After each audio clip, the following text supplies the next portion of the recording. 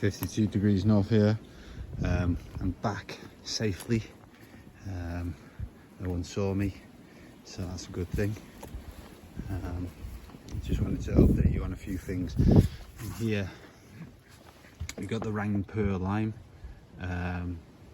This had an excess of 40 fruits on it, so I thinned all the fruits out on that down to one, the largest one, and that's changing colour out of stress because I bare rooted it, not because I don't think it's because it's ripening, but because of stress.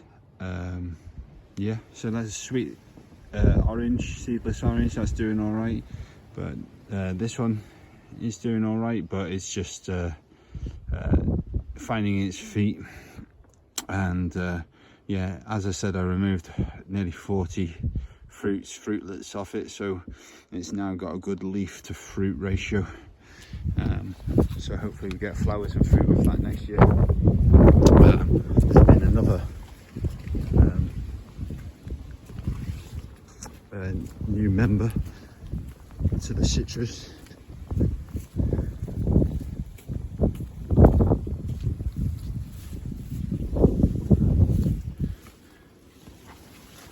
And it's this one, and this is called Citrus Persia. It's shaped like a tangerine. It's got the colour of a lemon, and it tastes like lemonade. It's sweet as a sweet lemon. Citrus Persia. But once again, it's in this really heavy medium.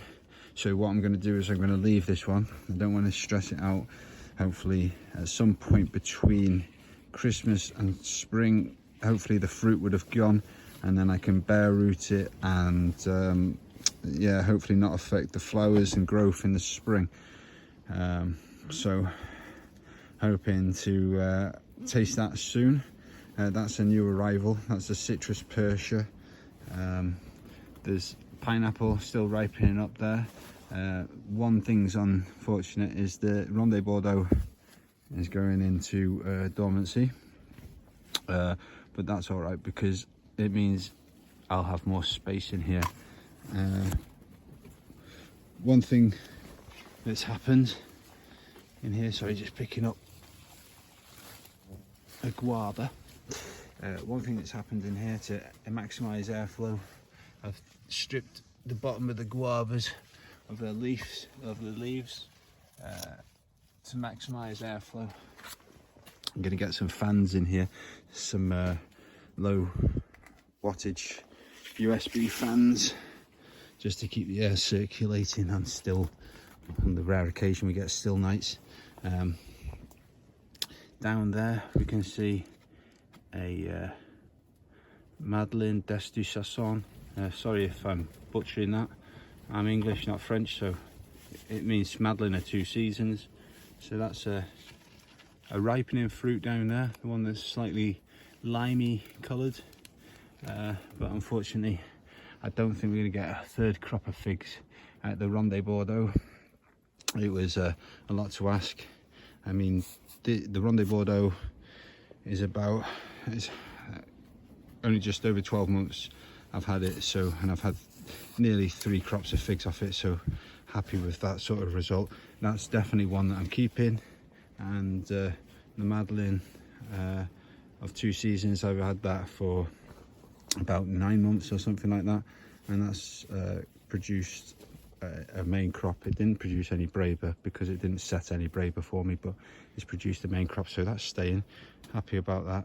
And yeah, oh, the other thing I wanted to say is I'll give you a few tips on how to grow passion flower in the UK. So I've got a little tub here. So I managed to germinate about 50 passion fruit in a little 9 centimetre pot like that, about 50 of them. I pricked out and picked the best ones, and so this one, and this one are passion fruit. and what will happen, so the first year is just getting strong established plants like that. Always plant them in groups, because then you're not wasting the pot. If one dies in it, you've always got a backup in the pot already, and because they'll need pollination from a different type of passion fruit anyway, so that way they're all self-pollinating. That pot is self-pollinating in a way because they're all there, so it saves on space, and for that reason. So the first year I germinated them, and now I've potted them up, and they'll sit like that over winter, and then they'll be potted up in the spring into sorry, just moving backwards, into a bigger pot similar like this.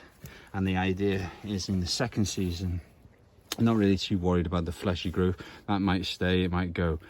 This is a different type of passion fruit than the one that you just saw. The one that you just saw was a purple passion fruit, and this one is a sweet granadilla. And so this year, the purpose that I was trying to do with this was to pot bound it in its pot to get a good established root system. And the second thing that I would like to do is to create a nice woody stem, because it's 10 times more hardy than the fleshy green growth that you might see there. There's actually 1, 2, and there's actually a small third one in the back there. So there's actually 3 in here. But yeah, so the sweet granadilla will be planted out next year, and I'll update you on how that gets on. But the first 2 years is just establishing a good root ball, because when the root ball is established, when I plant this out, it doesn't matter how much rain hits that, you'll never get root rot if it's a good established root ball, and especially if it's planted slightly above grade, no chance of root rot, as long as you plant it with good amendments in the soil, sand and grit. And if you've got a nice woody stem, then you're not going to have much chance of the cold killing that off in comparison to killing that off. I'd expect that to get frosted back if it got a hard frost. This the leaves might fall off, but you'd get sprouting back from that in the spring if you had a hard frost. And let me just show you what that means for the passiflorum and lissamose quickly.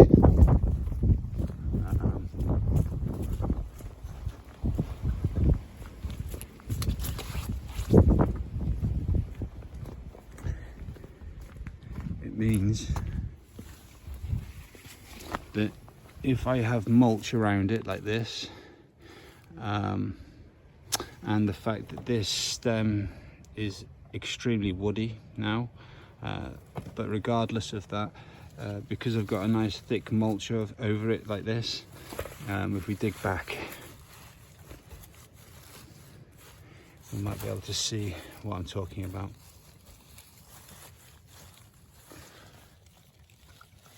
Let's get these leaves, all these leaves out of the way. It's hard to see, but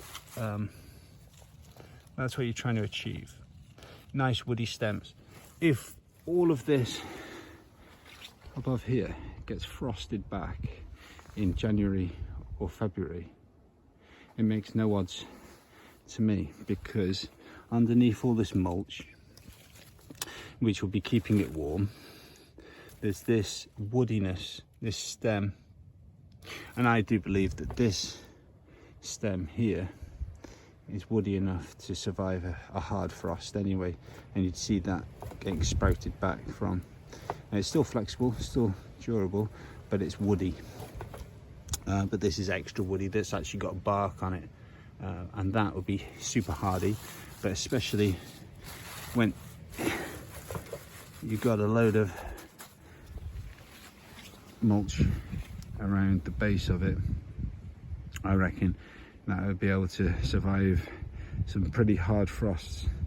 And so that's a few tips and tricks about growing passion fruit in the UK, and a few new comings. So I've been busy this week, so I've had to do a few night videos, but everyone have a blessed weekend. Cheers guys.